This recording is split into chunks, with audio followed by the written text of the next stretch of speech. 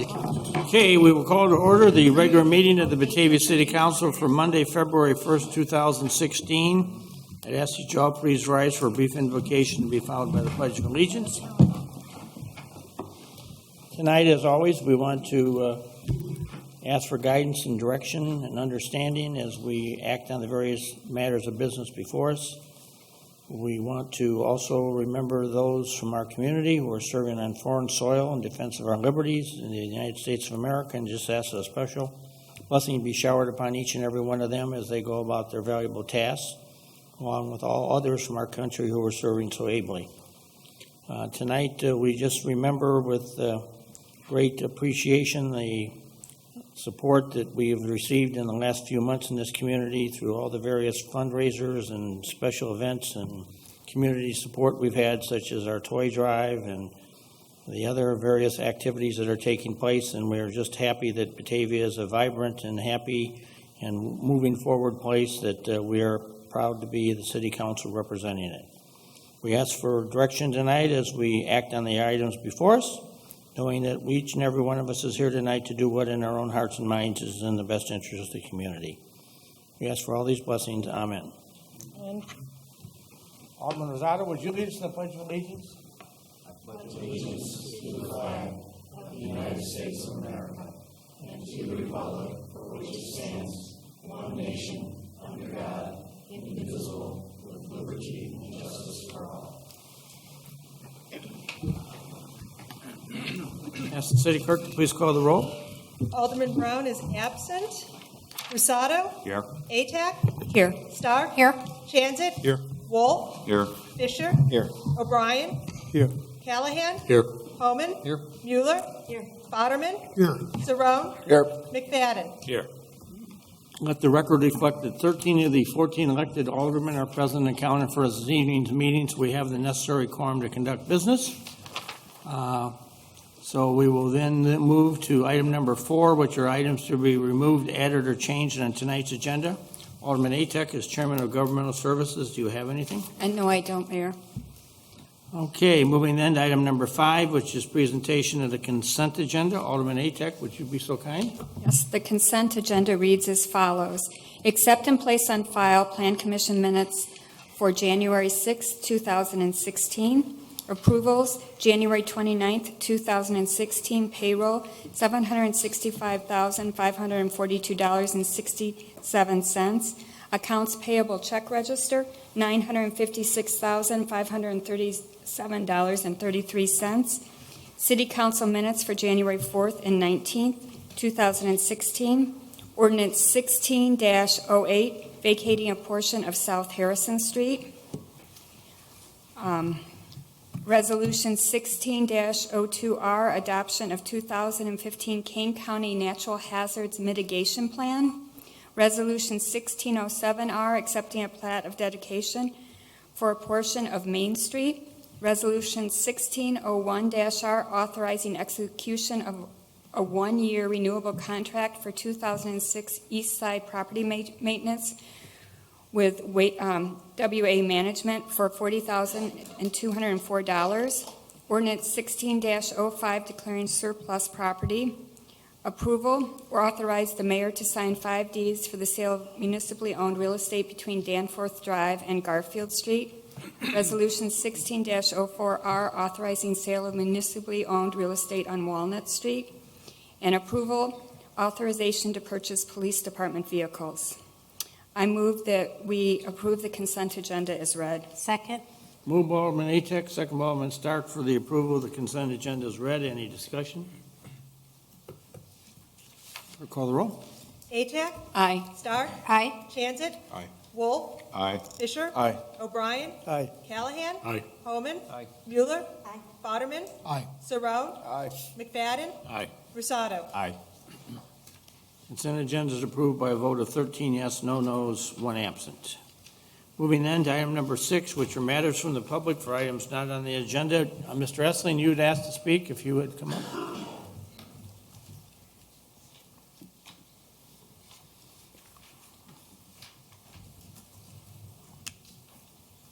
Joe Essling, 1930 Built Road, Aurora, Illinois, 60502. Just reminding everybody that in 2 weeks from tomorrow night is the annual Brotherhood Banquet. It's 47th year. Our speaker this year is Mike Gasperi, coach for Batavia football team for many years. Price is $15. I still have tickets. Anybody who needs one, can come see me. Thank you. Thank you. Most worthwhile event. Anybody else in the audience this evening?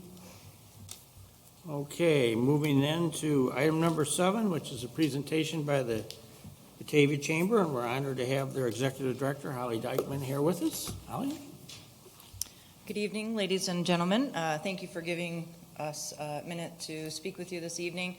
First off, I just wanted to say thank you to all of you that came out to support our community and local development in Batavia through our Inspire event that was this past Friday night.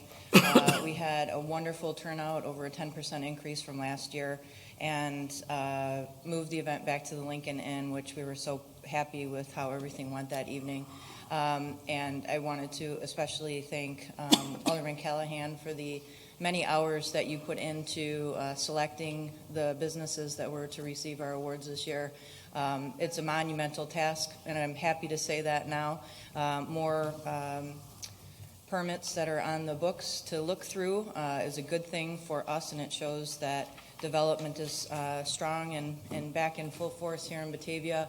But it also means a bigger job for you. So thank you to you and your committee for all the hours that you put in to make it such a successful event.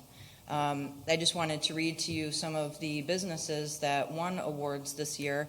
In the remodeling industrial category, Challenger Lighting won. Remodeling industrial emergent safety supply. Remodeling commercial Wendy's for their redevelopment at their restaurant.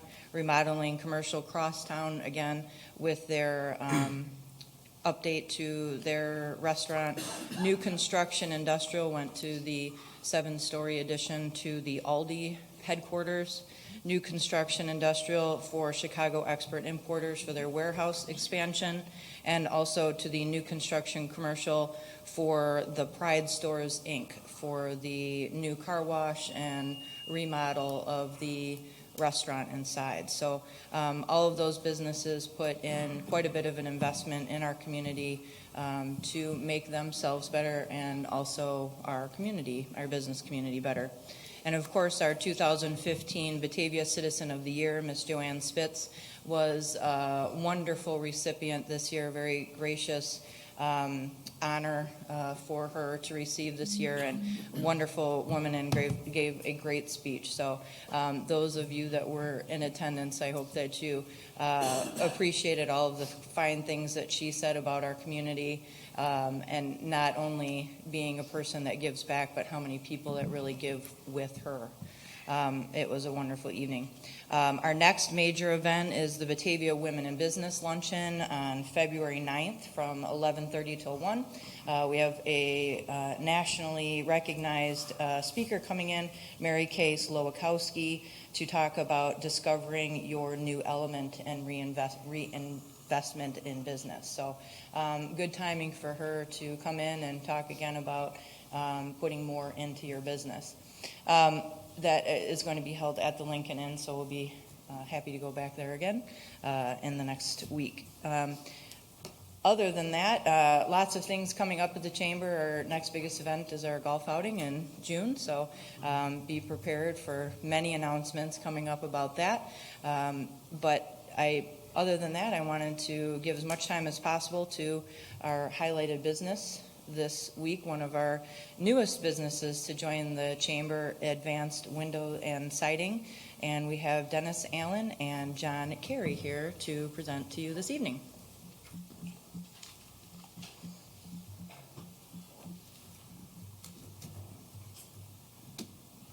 Welcome to Batavia and the City Council. Thank you for stopping by. Yeah. Good evening, everybody. My name is John Carey, and this is Dennis Allen. We're the new owners for Advanced Windows and Siding. Advanced Windows and Siding started in Winfield. It's a 40-year-old company. We acquired the company this fall, and we both live in Batavia. We've been residents for, I've been 16 plus, he's a little bit longer, and decided to move the business over here to Batavia. Felt like the time was right, and we still have the warehouse over in Winfield, and we have a showroom over here in Batavia, right off Bond, and Oswald there with the new, the industrial park there, and we're in that location over there, and got a really nice showroom. And Dennis could tell you about some of our products. So we offer siding, vinyl siding, and we've also got a wood siding product, and replacement windows, vinyl windows. We've got a couple different variations of that, as well as doors. Okay, we offer steel entry doors, storm windows, and then we also do fiberglass doors. So if anyone's in need of anything like that, we'd be happy to show you around our showroom, show you some of the products, and we brought a couple brochures here that we could leave if anybody would like to take a look at them, and we've also got some business cards too. In terms of our installer, got the same installer that we've had for 17 years, and does a very good job. Every time we've had a job done, people are coming up and just like very happy with the job, very clean. He leaves the job, you know, sparkling clean, and everything looks very good. So just want to let you know that. Thank you, appreciate your time. Well, don't leave yet. Okay. One of the things we try to do here is, because we're on TV and there's a lot of people that are watching us now that are not with us in the room. So one of the things for the clerk and for your own benefit, I'd like to have you do is give us your exact address on Oswald. Okay. What's your, wait a minute, then what are your hours? Are you open 9 to 5, 10 to 4, whatever that may be? And then are you open Saturday and Sunday? And then what's your phone number? And what's your website address? And do you have a website? Why don't you tell us a little bit about all those things? Okay, our address is 309 Oswald Avenue. We're right off of Bond Street in the Industrial Park, just west of Route 25, south of Funway. Our showroom is open weekly from 8 to 4 on Monday through Friday, and then we're open on Saturday from 8 to noon. We also offer evening appointments or appointments outside of those hours by appointment. And then our phone number is 630-231-5390. Do you have a website? Or? The website is advancedwindowsandsidinginc.com. Okay. Anybody on the council have any questions or comments? On behalf of the City Council, I'd like to welcome you to Batavia. Thank you for moving here. Thank you for your continued support of our town. And we certainly hope that and wish and work to work with you on the growth of your business and the promotion of your business in our community and throughout. And hopefully the word will spread even more than it has already that you're here. But I would tell you, you've done a nice thing by joining the Batavia Chamber of Commerce, because they offer a lot of different connections through, business after hours events and other activities they have. So that gives you some great networking opportunities. And I'm thinking that between the combination of all the older houses that we are now starting to see people coming in wanting to refurb and rehab, and what appears to be maybe some offering in the near future of some new construction going on, that there may be some pretty decent business opportunities for you guys to take avail of in the days ahead. So thanks again for picking Batavia as your hometown community. Thank you. Thank you for your time. Thank you.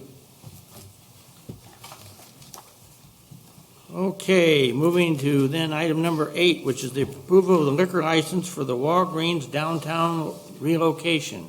Alderman Atek, do you have this? Yes, I do. Okay, the existing Walgreens, as we know, is building a new facility, and we'll be moving there probably towards the end of the month, I assume. And There's the date in the memo. oh, the date is in the memo. Okay, sorry. Okay. So they are looking to, they are looking to just transfer their liquor license from the existing facility to the new facility.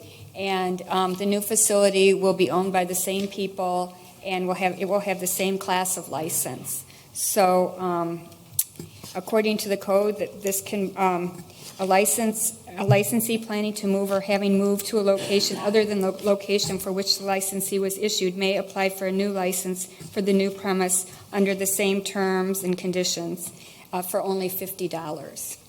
So, and the police department is recommending that we approve this, and so I make a motion that we approve the new liquor license for Walgreens relocation at 122 West Wilson Street. Second? Motion by Alderman Atek, second by Alderman Stark for the approval of the relocation of the Walgreens license on West Wilson Street. Did they give us a date in that memo? March 11th. March 11th, okay. Needless to say, one of the $24 questions around, $64 questions around town is, when's that store going to open and when's it going to get going? Obviously, maybe they're thinking now March 11th is the realistic date. I know that was kind of in their target range. As I may have shared with you before, we've had a number of conversations with Walgreens in the last few months as this has been undertaking, and they've always indicated that their grand plan was they didn't want to open anything till after Valentine's Day because that's a big peak time of their year for their business. But their whole thing was predicated on the fact that they were going to stay in business at their existing location until the very night before they moved to open up the next location, the new location, the next morning at 8 o'clock in the morning. So I'm assuming if in fact it's going to be March the 10th will be the last day they'll be in business at the, I'll call it the old Walgreens site, and then March 11th would be the new date is when they would be opening at their new store. That was what they always wanted to do. Needless to say, it certainly has created a lot of interest in town, and I hear nice things being said about it, not only from Batavia residents, but by other people, other businesses and whatever, that it certainly is bringing a new flavor and a new look to the downtown area. So I'm very appreciative of their commitment, along with Batavia Enterprises, who was obviously the landlord and the one who's facilitated the construction. So they certainly obviously will benefit from a long-term lease they have there, but I think it is a worthy addition to their downtown. So that being said, I ask the clerk to call the roll for the moving of the liquor license. Atak? Aye. Stark? Aye. Transit? Aye. Wolf? Aye. Fisher? Aye. O'Brien? Aye. Callahan? Aye. Holman? Aye. Mueller? Aye. Boderman? Aye. Surratt? Aye. McFadden? Aye. Rusado? Aye. Motion for the approval of the liquor license moved by Walgreens is approved. 13 yes, no no's, 1 absent. Okay, moving to item number 9, which is ordinance 16-09, amending Title 11, Chapter 5, Section 9 of the Batavia Municipal Code, reference subdivision regulations. And in the absence of Alderman Brown, who's going to take this one? It's actually Alderman Atek. Government Oh, services. it's already, it's yours? Okay. Okay, so in a few months ago, there was a resident from the north east corner of the west side of town that came in because they were not comfortable. They're building a new home in an older subdivision that does not have sidewalks. And our code, subdivision code, says that all new construction, residential construction, needs to put a sidewalk in. And they asked that that provision be waived. They didn't feel that it was an appropriate place. And at that time, the council agreed that it was appropriate that there would not be a sidewalk placed there, and recommended that there be a fee in lieu of the sidewalk that would go into a sidewalk fund for sidewalks to be installed throughout the remainder of the town, wherever we could do it. So right now, Scott, do you want to take it any further? Staff has kind of a lengthy memo sharing some thoughts about the city council vote, which at the committee meeting voted 7-6 not to support this particular resolution. Right. Unfortunately, I wasn't there, but I got the gist of it from my staff that was there. I was ill that day. As I understand it, we had the committee direction when we first took this to you was to put together a fee in lieu project or fee in lieu program where certain properties within a certain distance of either existing sidewalks, metro state or pace bus routes, or schools and parks would be able to request a waiver, put together a map that showed kind of the areas that would be qualified for that, and sent that to the committee. Committee had looked at that. We had had consensus in general to proceed with that, including the fee and lieu part. So then we sent it to the Plan Commission because it's an amendment to the subdivision ordinance. We did send that back to them unadulterated, and they did approve of the amendment to the subdivision code as the committee had directed. It did go back to the committee, and as I understand it, there was a lot of discussion on it, and the vote was 7-6 not in favor of the ordinance. So we've presented the ordinance as it was in front of the committee for a vote. Certainly you can do whatever it is that you wish to do with it. However, if you do deny the ordinance, that would mean that the existing subdivision code would be in place and remain in place, and that there would be the requirement still to put in sidewalks. So the fee in lieu is kind of the compromise that we understood from the committee that you were interested in proceeding with. So that's kind of where we are today. Okay, are there any questions or comments? Yeah, I have a question. I'm just having a difficult time on this whole situation with the sidewalk. I asked Drew at the time of the meeting last week how many instances this would occur. And from the memo he sent us, this would have occurred twice. So if we charge that customer to put in a sidewalk in some other part of the city, we probably would have had in our coffers $4,000 to $5,000. And that's over a 6-year period. I'm just wondering if we're setting up barriers and prohibiting people from developing, especially in an area where there's no sidewalks right now, with this whole sidewalk thing. I'm open for discussions on it, but I think we should, take the opportunity to discuss it further and not do this. I guess my feeling on it is we need to do this. If we say no to one and we waive the fee and we don't charge anything for it, then you're going to get everybody that is within that asking not to put a sidewalk in. Because why should they have to pay for it and put it in front of their house if somebody else didn't? So you're going to end up with the point where we're at now, where we don't have any money in the new sidewalk program and nobody's going to be funding it. Yeah, I'm just having a hard time charging somebody for a complete sidewalk to put in another part of town and adding that to their construction costs or whatever they're doing, especially in an area where there's no sidewalks right now anyway. Scott? Yeah, I think the thing to consider is that, anytime we have a lot that's developed, that's a development. Whether it's Toll Brothers that has 40 lots or that's an infill lot, that's a development. And there's costs to the city for new development that happens. We charge everything from, impact fees to tap-on fees, electric fees. Those are all charged as part of any new home that's built in the community. So these are all, we'll call them entrance fees into the community if somebody's building a new home in town. So it doesn't matter how many homes you're building, the impact is still the same on an incremental basis. And I think from that standpoint, that's part of the reason why we look at that is to say that, that's part of the cost of development. If we don't do that, then eventually when the city does have a sidewalk program, which we do, we used to have one until we didn't have funding anymore, those are paid for by all the taxpayers of Batavia. So at some point in time, we're going to get to the point where every neighborhood presumably is going to have sidewalks on both sides of every street because that's the goal, that's the policy of the city.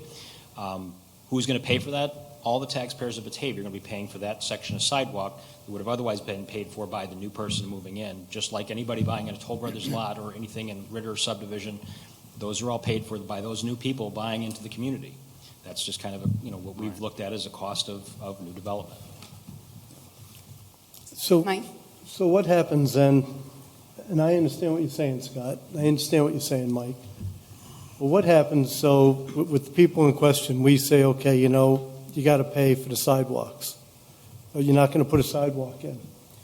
And you extend Scott's comments right there, and throughout the city, where everyone's going to have a sidewalk eventually.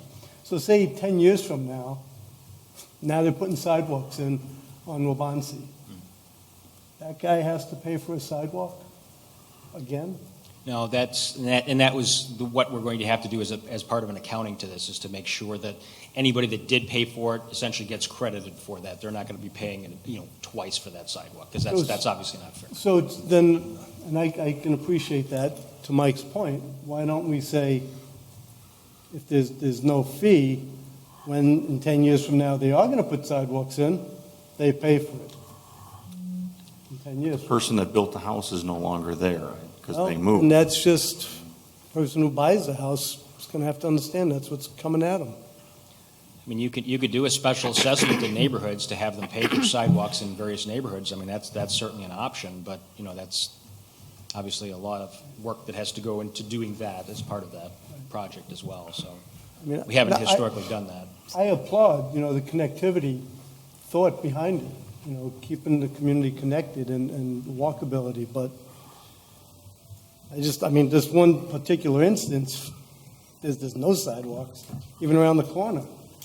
Why would we make that guy pay extra money and as originally we was making him put a sidewalk in, it just, I don't know, it didn't make a lot of sense. But Scott, I have a question. Now, I guess I didn't completely understand this. If that subdivision were to get a sidewalk in the next decade, the city would not pay for it, the residents would pay for it? No, it depends on the sidewalk program we have. Historically, the program we've had, we've been, scheduling general funds to pay for those Right, and sidewalks. that was my understanding. But So- another method to do it is to do a special assessment over a particular area to pay for certain types of improvements. That's another But option. in the past, the city has paid for sidewalks that have gone in infill subdivisions that didn't have sidewalks. That's correct. So they wouldn't really be, Bill, did you have something?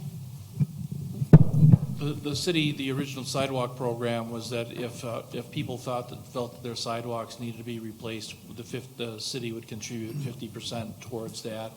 If the city felt there was really no, they could last for several more years, but a homeowner desired to change it, then we would contribute 50% toward it. Then we started having the discussion of the fact that we really needed a lot of sidewalks were missing in the older parts of town. We started budgeting more money to extend new sidewalks, and that was done completely in terms of they were prioritized by the maps drawn up by Public Works that surrounded the schools, the park districts, dangerous roads, et cetera, et cetera. And that was the movement of putting in new money. And there was a lot of discussion at that time because the feeling was that those people were getting a sidewalk for free, but the city council decided that the benefit of having the whole sidewalk, especially in these priority areas, outweighed that quote-unquote unfairness, because you can't,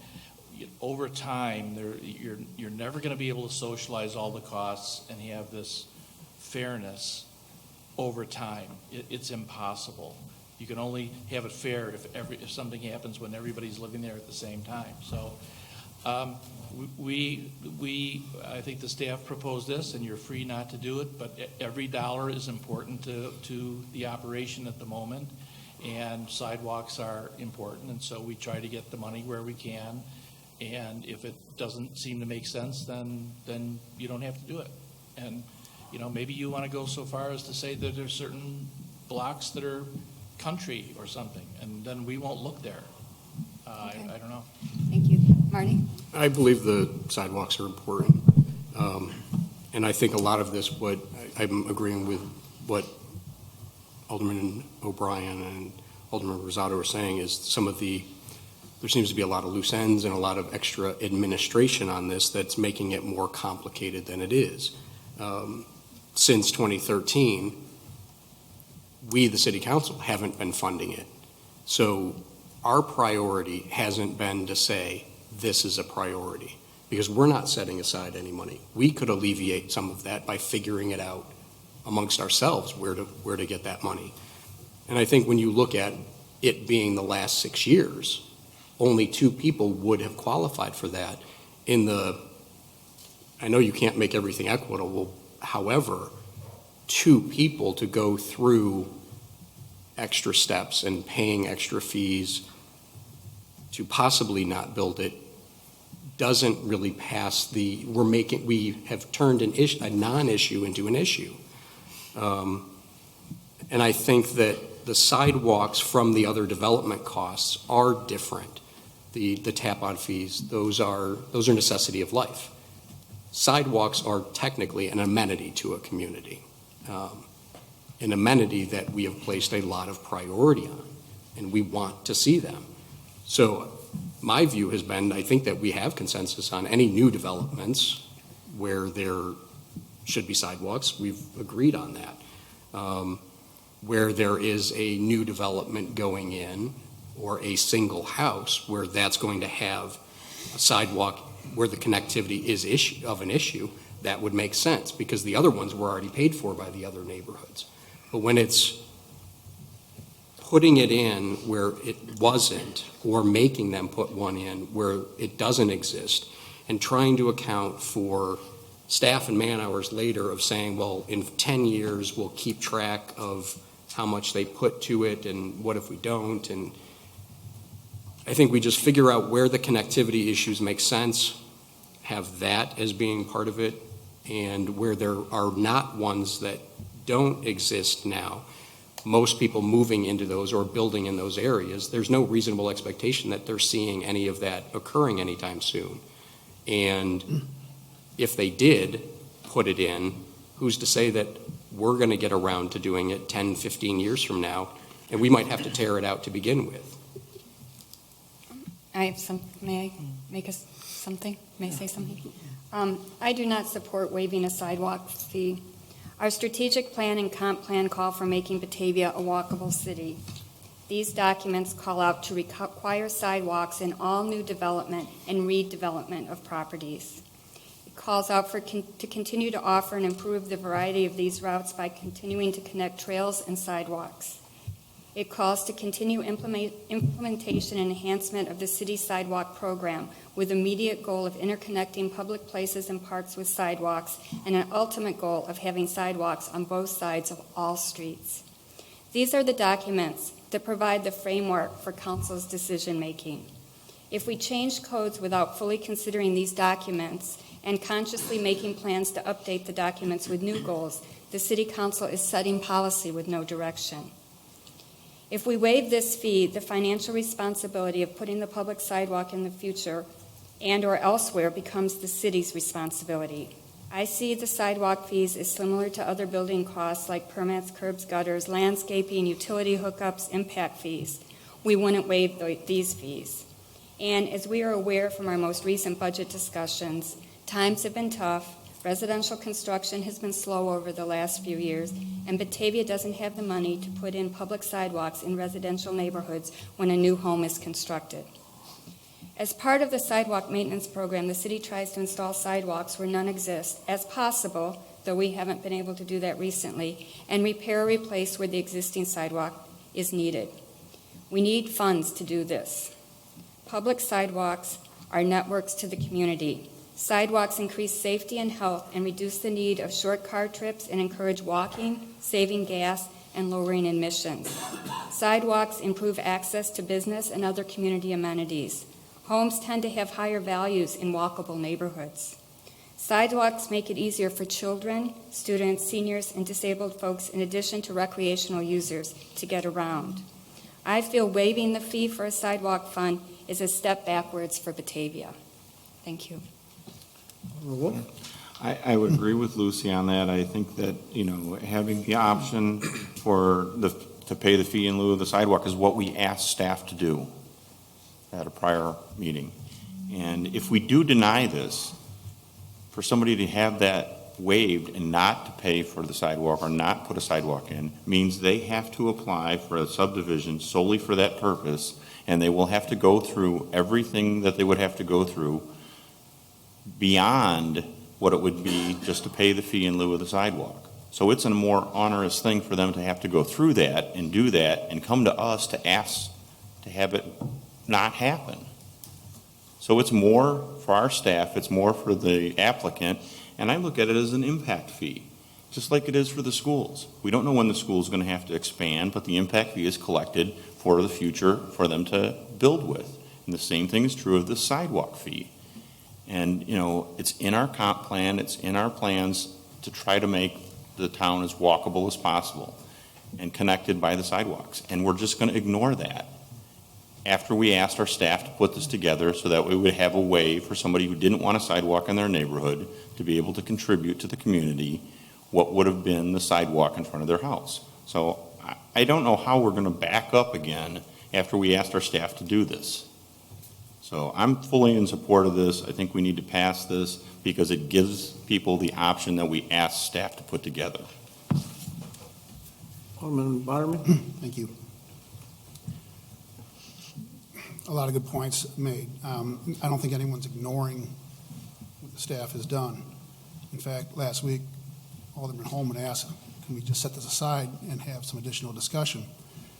And I think it was the intent was to try to establish some consensus points. Marty's mentioned a couple of them. But there's also, I think, the idea of just the principle of common sense. The area that we're talking about, what initiated this review, is the 3-block area where there are no sidewalks, there are no gutters, there are one of the streets is not even a through street. One of the aspects I liked about what staff brought was I actually read it in kind of 2 parts, and the first part I liked very much, and that is the part that articulated how sidewalks would go in on a kind of a continuous basis. On Chabanaw, there is a house that has a sidewalk. As we built out from there, sidewalks could just be added on to that point. That makes complete sense to me, and I think accomplishes what we're looking at. The idea of dropping a sidewalk into one house on one street with no sidewalks, to me, just escapes common sense. As Alderman Brown pointed out last week, by the time the city got around to putting in curbs and other measures, that sidewalk that might go in a couple of months would be so deteriorated that the city would have to pay to replace that. I think it's a valid point. The part of what I did not like what staff brought forward was this idea of kind of codifying what came about as I understand it, one developer saying, I don't want to put sidewalks into this project, I'll pay for it someplace else. And so with that gesture by one developer became kind of policy for the city. But there are exemptions. As I see you shaking your head and you have an opportunity to respond when I completed. But the idea of linking both of these into one package to me didn't make sense. And as we talked about it more last week, it became clear that other members of council didn't see the sense in this either. I was hoping when Alderman Holman had brought up the idea of discussing this further that we would have an opportunity to maybe keep the language that articulated where the sidewalk would go, give further talk to, and perhaps removing the component that says you either have to pay for a sidewalk in front of your house or pay for it somewhere else, decouple that from this package. I think we then would accomplish what we're looking for ultimately, which is connectivity, but where it's appropriate.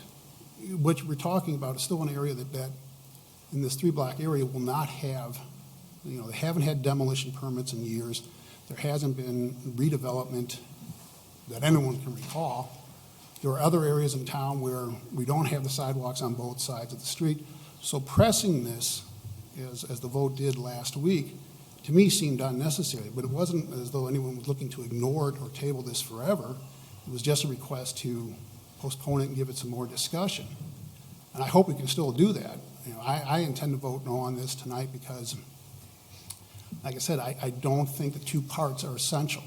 I think we can accomplish a lot with just the one half that articulates for staff and for residents what we're hoping to accomplish, and take the other item off the table. I guess I lost track because I have a question. I don't think this has anything to do with a whole developer coming in. This is for a single home in an area that this wouldn't give the developer the right to choose not to put a sidewalk in.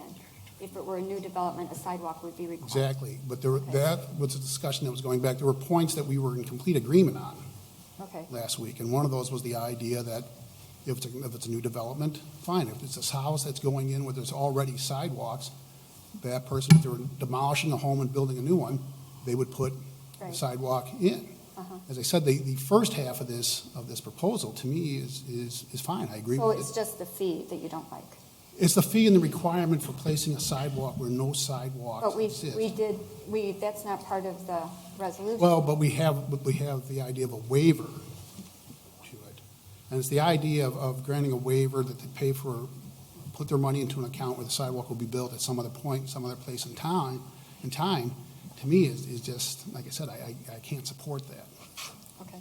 That's the whole point of this, is so that way if it is an area that doesn't warrant a sidewalk, doesn't have them in that area, that money goes to extend them somewhere else. If it's a block away or 3 miles away in town, that's the whole point of this. I understand your point, I disagree with it. You know, and I don't think it's just, in my mind, it's not just for this one instance. It's to set a policy, which is what we're supposed to do, and then have the staff enforce that policy into the future. And if that means we want to change this so it gives somebody the ability not to have the sidewalk to nowhere out in front of a piece of property that is in the middle of a block that doesn't have sidewalks, to me, that makes sense. And that's a way to get out of doing the one block or the one house in a block that has the sidewalk. And I see it differently. Because then that money goes into it, and if there's 3 houses that get developed on that block, you start at the end that has a sidewalk and you start coming up the street. That's how I look at it. And that's what was articulated in the first half of the proposal. And that's what we would be approving today if we did that. And as I said, the second half of that proposal that says you either pay for it in front of your house now or pay for it somewhere else, I just disagree with. And that's How are what we it going comes to down continue to fund sidewalks throughout town where there aren't any? I mean, those are outlined those are goals that are in our strategic plan and our comp plan. And we don't have extra money coming in. I mean, we have a lot of pressure on our budget. So I guess I'd like to understand how we're going to meet those goals if we don't work towards putting money in a fund to get more sidewalks. And your money in the fund simply isn't working right now. So I think taking. Well, there isn't any. I mean, we Exactly. put in sidewalks. And it's been there for how long? And you have Well, two accounts? I think in it there? was from 2010. When did we change it? I mean, there just hasn't been a lot of. 2012. There hasn't been a lot of activity. So, I mean, it's been slow. Yeah, and I think that kind of speaks to answers your question. It's not the effective way of No, doing what it it was is. the economy. I mean, we didn't have residential development starting either. I mean, that's what I mean by slow. Marty? We solve this problem by it goes with everything else. It's prioritization of it. Where in our revenue collection is it a priority? If it's a top priority, we will collect it via our taxes. If it's a middle priority, I think that's where we figure out where our sidewalk program is in today's dollars of where everything's competing right now. We've got sidewalks are very important for some. This is important for somebody else. The river's important for somebody else. We don't have money for that. We don't have money for this. We need to prioritize, figure out our priorities, where they go, and fund them. If I believe that sidewalks are a necessity for our community, where in the prioritization scale, I don't know because we haven't had that discussion. Well, we have a strategic plan and we have a comp plan that say we need to continue to put sidewalks in. I mean, we have. Please let me finish. priority. Okay. Can I I'm finish? sorry. The comp plan is a goal policy setting. We have tons of goals in there. And the priorities of those goals are not numbered out. It doesn't say that sidewalks are number 1, rivers number 2. We have to figure out that. If we went and said, we have a budget of $1,000, we can't do everything on the $1,000. Right. There are tons and tons and tons of goals and priorities and issues in the comp plan. The comp plan is just a blueprint. All right, what about the strategic plan? It's all blueprint stuff. Well, then why don't we have priorities then? But that is, I am in agreement with you. If it's in the strategic plan. But let me finish, and then I'll yield back, I am in complete agreement with you, is we can't say that the comp plan is our priority because we need to lay out our priorities. I'm just saying, let's do the priorities, figure out where it falls, and we fund accordingly. Let me just give a little history story here, because I'm the oldest one sitting here, and I've been here the longest. There is a street immediately to the south of Waubonsee Trail called Windsor Lane. And Windsor Lane was a, 10-house development back in the woods back there. It was behind, well, she wasn't on the council at the time this was done, but behind Linnea Miller's house on North Batavia Avenue. And the developer was a gentleman, or one of the developers was a gentleman by the name of Charles Schrader, who was a lobbyist, but he was also active in the development world and in politics, and he had a lot of different things. So he came into the city council one night and he said, here I am, and we've purchased this nice piece of ground here right to the south of Waubonsee Trail in Batavia, and we want to put in, I'll say 10-house subdivision back here. But the deal is that we've already sold 2 or 3 of the lots, and the people we sold the lots to are telling us they don't want a sidewalk. So he says, we'd like to ask the city council at this time, which they did, to agree to defer the requirement for us to build the sidewalk. But I have in my hand a quote here from a contractor of how much it would cost us as the developers to build this sidewalk from where we come off of Waubonsee Trail and put it in front of every house on Windsor Lane. And he says, I am prepared to write a check to the city of Batavia in the amount of this estimate to cover for you to build sidewalks any place you want. So the city council thought about it and they agreed to that. And I think that's where some of this idea is coming from, of, taking some of this money and doing something else with it. So if my memory serves me right, where did the city council, and this goes back a few years, where did the city council decide to spend that money? Well, I think there was one block up on North Prairie Street, and I think it was between Latham and Van Buren on the east side of the street. It was right south of Louise White School, and there was no sidewalk in that block. So I think that block got a stretch of sidewalk. There was another stretch of another area down on Chestnut Street from Prairie to J.B. Nelson School on the south side of Chestnut Street. There was no sidewalk on either side of Chestnut Street. So the city council built the sidewalk from Prairie to J.B. Nelson School. They then went over on the west side, and I don't know exactly where it was, but there was a couple of vacant areas on the way to Alice Gustafson School. I think maybe one was on South Jefferson Street, and maybe there was a stretch on Carlisle Road between maybe Jackson and Harrison. And there was no sidewalk. So the money was used, I think, in those 3 or 4 locations that could have been used up on, would have been the requirement to use it on Windsor, and it was spent on those other 4 areas to build these infill sidewalks, as I remember the city. And I remember, quite honestly, at the time, after these little stretches of sidewalks were built, parents from the schools in all 3 instances came down and thanked the city council for building this sidewalk in these areas where they infilled the sidewalk. So this has been something that has been done previously in the city, and I know it was the money from Windsor Lane that did this infill of these sidewalks around the town that filled in these voids where going to elementary schools and other places. So we have done this before in some form or fashion, and I think the policy that the staff wrote was trying to emulate that idea at least, so that, we're not letting everybody totally off the hook. We're creating, I'll call it, this little needed fund when we find we got this block here or this area that needs to have this 200 feet of sidewalk, that we catalog that and put that money toward those sidewalks. So that's what this has been done for. This has been already done, I know, this one time, and I can tell you where the money, it was Windsor Lane. If you go to Windsor Lane today, the 10 houses are sitting there with no sidewalk, and that's apparently what everybody wanted. Nobody's ever called me and complained about it, that I don't have a sidewalk in front of my house on Windsor Lane, but that's where it was a trade-off that the city council made as part of a development deal. Mr. McGrath? I'm just wondering, in going along with what Kevin was saying, I wonder whether the real issue is I think you used the word, the phrase where the sidewalks where they're appropriate. And I think that the ordinance sets up appropriate as being if it's within 500 feet of basically another sidewalk.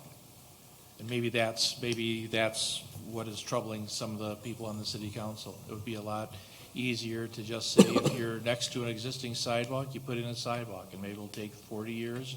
And if it takes 40 years without the city saying to itself that's really a priority, we'll put in the rest, then that's what appropriate is. It seemed to me this 500 feet that led to sidewalks being put in the middle of a block, and that's where some of the consternation is from, in addition to setting aside money, just trying to get some solutions. Your Honor. Alderman Callahan. Holman? Yeah, I'm going to make a motion to send ordinance 1606 back to committee. Second. Okay, we have a motion by Alderman Holman, second by Alderman McFadden to return ordinance 1606 back to committee. Do we have some specific instructions for that? Just for further discussion. Okay, we have that motion second. Clerk, call the roll. Holman? Aye. Mueller? No. Boderman? Aye. Saron? Aye. McFadden? Aye. Rosado? Aye.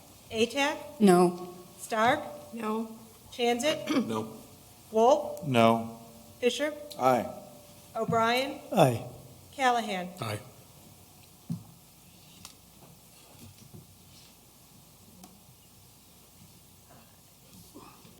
I would just ask That's approved by a vote of 8 to 5. that whatever requirements you would like to have into the ordinance or changes into it, that you bring it to the next cow meeting that we discussed that at. Okay. All right, moving to item number 10, the administrator's report. Mr. McGrath. For that, I think the staff will try and come up with label 5 or 6 different options and label them and get that out in advance and see if there's any others, fine, but try and simplify it. Thank you.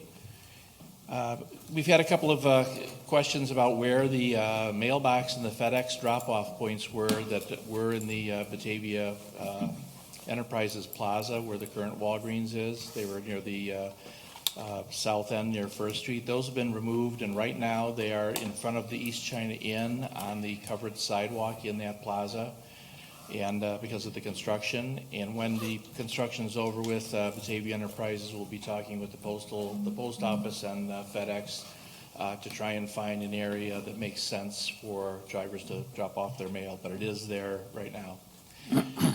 The auditors have been visiting us to begin the 2015 audit. We're working on the RFQ draft for the river erosion project. We're contacting the owner of the strip center to the south, or at the corner actually of the river and Wilson Street. We're going to start negotiating and get permission to work or to look at the erosion on the bank there and work on that. We've contacted the Army Corps of Engineers, and they'll be setting up different project files for those different aspects of the river. We are working on some in-town relocations of some industries. Chris has been working really hard trying to match some desires of some growing companies to stay here in town, as well as there are several new industrial buildings that are planned and are close to being probably permits being pulled in the next 2 or 3 months.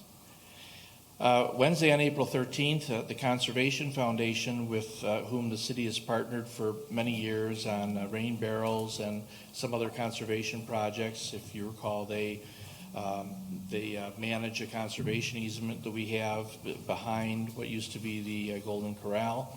They're going to be making a presentation here at the City Council chambers about how to be environmentally sensitive in your landscaping and gardening, and setting up habitats for butterflies that are whose numbers are failing recently. And it's also time to kick off their annual rain barrel purchase. You can put in orders until April 25th, and if you'll please go to the city website or look at the Neighbors magazine. It'll be out in a few days, and there's more details there. The brush pickup season has started, the program. The first pickup for the east side is May 9th.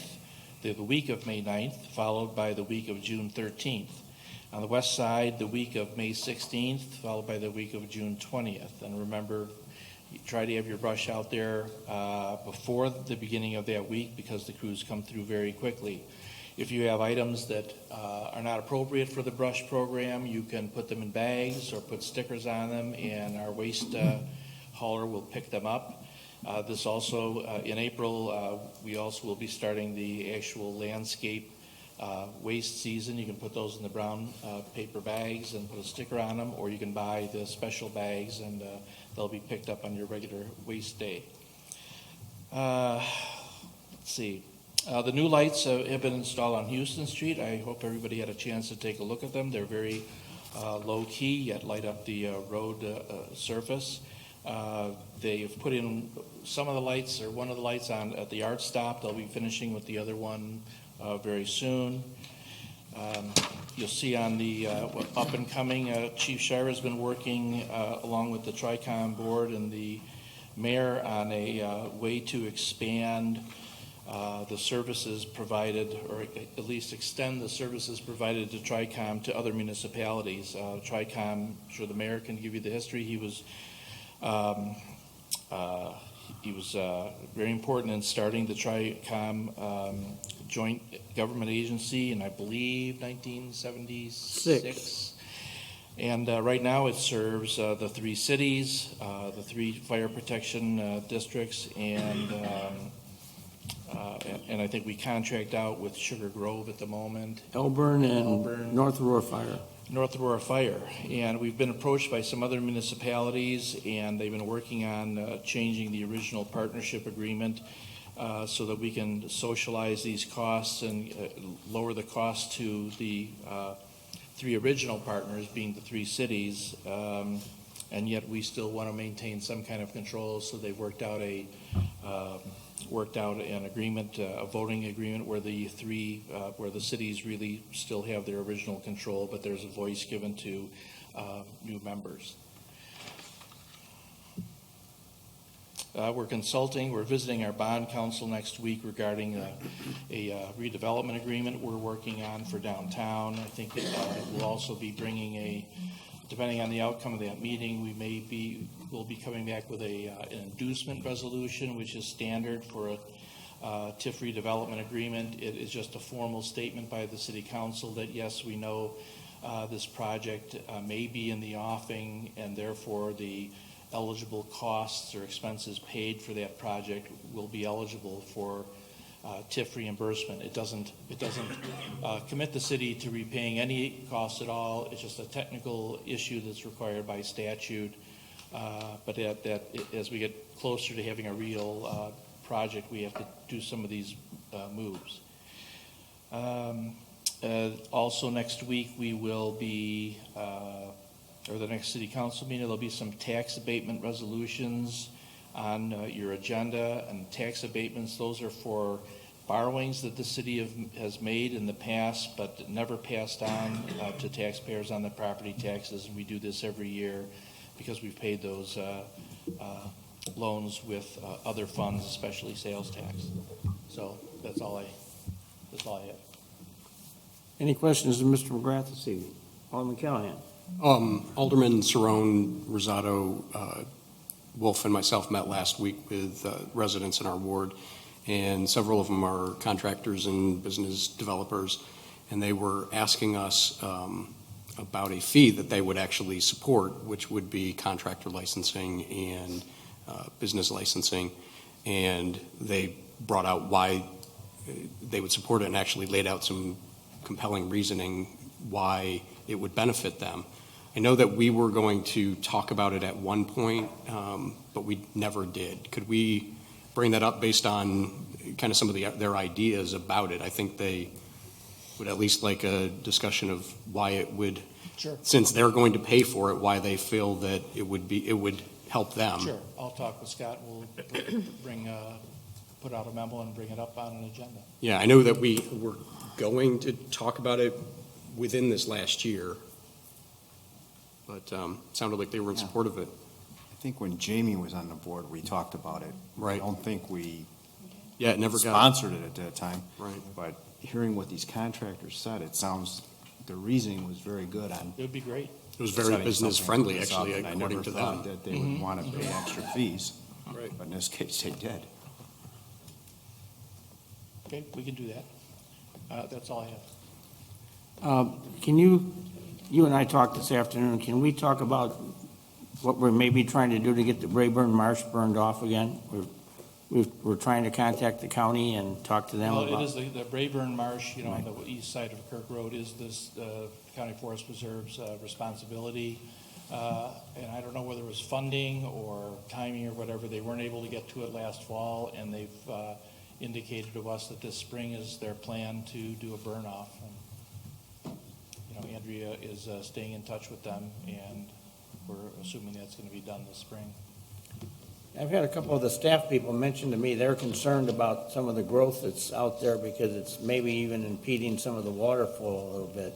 I mean, they were strongly suggesting we need to have that burned off again because we receive all the water from Randall Road frontage all the way up from Delmar Hospital, all the way down through Geneva. All that water comes through there into the Brayburn Marsh, and if it's not properly maintained, we have had some bad history there in the past of it backing up into the subdivisions and going in all kinds of strange places. So we really want to make sure that we try to keep that managed and environmentally friendly the way it was designed to do. So I just wanted to put the word out that we are working on that and trying to get that handled in the proper way as far as an environmental burn on it. So If I may, wasn't it, I mean, that got to be somewhat in disrepair about 4 years ago, didn't we have a burn? And we spent a considerable sum of money to clean it up. We continue to have burns, that's the bottom line. Right. So, I mean, it's basically, it's a maintenance issue for the county, right? Yes. Right. And so, Anybody else for Mr. McGrath? Okay, thank you, Bill. Going to committee reports. Anybody for community development? Excuse me. We have, tomorrow night, community development does not have anything on the agenda. On the COW meeting on the 9th, again, we don't have anything on the agenda. The first thing for community development on the agenda is February 16th, which is inducement resolution, a potential new downtown TIF district. Also, the Plan Commission is scheduled to meet on February 3rd, Wednesday night, regarding the 514 Main Street variance. And the Historic Preservation Committee is scheduled for February 8th. And then Plan Commission is scheduled again for February 17th. And that's all from community development. One thing I wanted, as long as we're talking about community development, I talked with the community development staff last week, and several of you have indicated to me that you wanted to know when we were going to bring to committee the Dunkin' Donuts discussion. And I know it sounds like almost everybody here wants to be at the meeting. Looking at the schedule that we got, specifically the meeting on the 16th, the COW meeting on the 16th, is in conflict with the Brotherhood banquet. And I don't know if anybody's buying tickets for that or not, but potentially we have always had a couple of the aldermen. I normally go to that. Several do go. And I know this year Mike Gasperi is the speaker, so I don't know what that does. But I know some of you have told me you've bought tickets for it and may or may not go. I guess where I'm going here is that, Scott, you were looking at what dates, the 16th and the 23rd and the 9th, or what are the dates that we're... The earliest we were planning was the 16th, but because of the banquet, we can defer to the 23rd. Obviously, we haven't run this by the petition yet, but, we can put it on whatever committee the whole suits the group. I've already been told by one that he won't be here on the 23rd. Right, so then we're looking into March. Yeah, or the 30th, or I don't know what the date would be then. No, because there's no 30th. March 1st. So we're looking into March. The 1st or the 8th of March. I know the petitioner talked to me last week, and he's in a hurry to get this to some kind of decision, but I told him that, government moves slow sometimes, and so maybe we can poll everybody or something and come up with a date of when we're going to do this, because I think we'd like to. I've had people in the public ask me about it too, so we should come up with a date. We should just pick a day, and whoever's not gonna be there is not gonna be there. Yeah, I think it's like you, I think it's. Because if we do this, we'll never get it done if we don't pick. Well, I'm just trying, everybody is trying to, I don't want to exclude, make it look like we're trying to exclude anybody. It's on the Times February the 23rd. banquet begin on the 16th. What? It's 6:30. 6:30? You won't get here in time. I'd say just leave it on the 23rd. We could put it on for March 1st and. Is that I know the one that is going to be absent will be back on the 1st, he told me, so. Okay. So maybe we should, let's shoot, how about the 1st of March? Is anybody planning to be gone that you know of that night? That may be the golden night then. Okay. We'll plan for that then. Okay, we got that taken care of. Just a couple other announcements. This coming Thursday night, Jamie Som asked me to announce that Main Street is going to have their Celebration of Success night over at 409 North River Street in the old Challenge property at Interiors for Business. And I'd like to invite as many as you can to come, and it's going to be starting at 7. That's where they do some awards and some other recognitions of downtown businesses. That's this Thursday night, the 4th, at 7 p.m. over at Interiors for Business. And then the next day, on the 5th, at 9 a.m., we're going to have the official ribbon cutting at the Xfinity store out on Randall Road for any of you who can make it. And that's going to be You'll be there. I know Alderman Wolf's planning to come. And supposedly, some of the big shots from Comcast are going to be there that day, they tell me, so. All right, I don't have anything else. I guess then we'll move to 14. We need a motion for executive. You want to se- hear about the rest of the committees? Oh, we have it? I'm sorry. That's right. I'll take government services. Government services. Okay, February 2nd, tomorrow night, Committee of the Whole, Government Services will be talking about prevailing wage ordinance, subdivision regulations, and tax abatement. On February 9th, Committee of the Whole, we're going to look at the review draft of the city administrator recruitment profile and discuss TRICOM's intergovernmental agreement. And on February 15th, for the City Council, we're going to look at the prevailing wage ordinance, subdivision regulations, tax abatements, and TRICOM's intergovernmental agency agreement. And then, that's it. That's all I have Okay. so far. City services, Alderman Wolf? There's actually nothing on for tomorrow night. That sidewalk requirement is not on the actual agenda, so I don't know why that's on there, on our calendar. We do, however, talk about stormwater utility discussion. I know that's listed under public utilities, but that should be city services. At that point. Okay. That's it. Public utilities, Alderman O'Brien? Stormwater utility is city services, I guess, but wastewater treatment, we will have a discussion, wastewater treatment design engineering. That'll be February 2nd, tomorrow night. And on February 23rd, we will have a discussion on electric rates.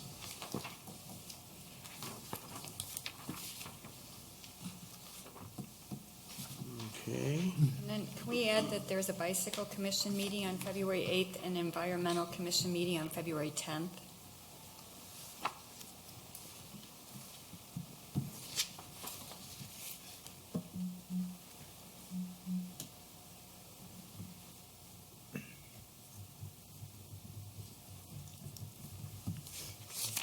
Okay, I know at the meeting on the 23rd, when you're going to discuss electric rates, several of you have mentioned to me that when we have that discussion this year, you'd like to have the staff present a more broader view of what the impacts of our Prairie State relationship has on those rates and how that figures in, because some of you told me you're relatively new and want to have a broader, more in-depth understanding of what that's all about. So I'm just putting that out there. I don't want to start pointing fingers as to who's telling me these things, but It'd be a good discussion. I have been told that, so I'm just sharing with you that we're making it a public statement that we're going to ask for staff to give us an in-depth review of the impacts that Perry State has on our rates. I think that would be a good idea. I mean, it's important that we all understand it and the public understands it. Well, I mean, the fact that we got some of you, many of you weren't here when all that was done, so it's probably good that we bring out, everybody feels like they're up to snuff on it. And I got the impression some of you didn't think you knew as much about it as you wanted and all, so I think that's what we were trying to do. Okay, are we ready then for the motion for executive session? Other business? Oh, other business? Do we have any other business? Alderman Callahan? I just want to, with what Holly had mentioned about the Inspire Awards, it wasn't lost on a bunch of the attendees there, and it was actually a great source of pride for a lot of the women at our table that the industrial award winners, all three categories, were out at our industrial park. Were all women-owned businesses, and they won them solely based on the amount of investment, and a lot of people there actually were very, very proud of that fact. Thank you for bringing that up. Alderman O'Brien? Just on, when we discussed Walgreens earlier this evening, I was a strong voice opposed to Walgreens. I probably am still a strong voice opposed to it, but I do want to commend Batavia Enterprises for the job that they've done with their building. It's a beautiful building, and they've done a great job with that. Okay, thank you. Anybody, Alderman Wolf? I have a couple things here. First off, something new for the ATV. Podcasts are now available at city council meetings. We just started that and rolling it out. So if you want to go to mybatv.com and try that, there's a link to it. Try it and give me some feedback. The game this Friday night is Geneva. That's why I have the red shirt on tonight. 5 o'clock, we have a doubleheader, girls and boys games. So if you want to come up there and pack the house in Geneva, it is a great atmosphere. Probably the second best place in the valley to play a game. This weekend, or last weekend, 2 great games, 2-point wins both nights for the boys team. Girls team also won while they were playing over the weekend. Great night of, or entire day of basketball at the Night of Hoops. That is an interesting thing if you've never been to it. It starts at 11 o'clock in the morning and ends about 10 o'clock at night. And it's nonstop basketball all day long. Very, very interesting to go watch that. So just wanted to bring that up, let everybody know that Friday night is Geneva night. And why don't you share with us where Batavia is in the play? Well, they're 8-0 in the conference in first place with a 3-game lead. They still have 4 conference games to go, so Friday night is extremely important. Does Geneva give us any real serious competition? Oh, yeah, and they're at full strength now. They were down there, probably their best player when we played in Batavia when we beat them earlier in the season. So this will be the game of the season, I think. Okay. All right, anything else? Okay, then I would entertain a motion to enter executive session for the purpose of discussing the purchase and sale of electrical power. So moved. Second. Moved by Alderman O'Brien, second by Alderman Cerrone for the council to enter executive session. Clerk, call the roll. O'Brien? Aye. Callahan? Aye. Holman? Aye. Mueller? Boderman? Aye. Cerrone? Aye. McFadden? Aye. Rusado? Aye. Atack? Aye. Stark? Aye. Tanzit? Aye. Wolf? No. Fisher? Aye. Motion's approved by a vote of 12 yes, 1 no, 1 absent.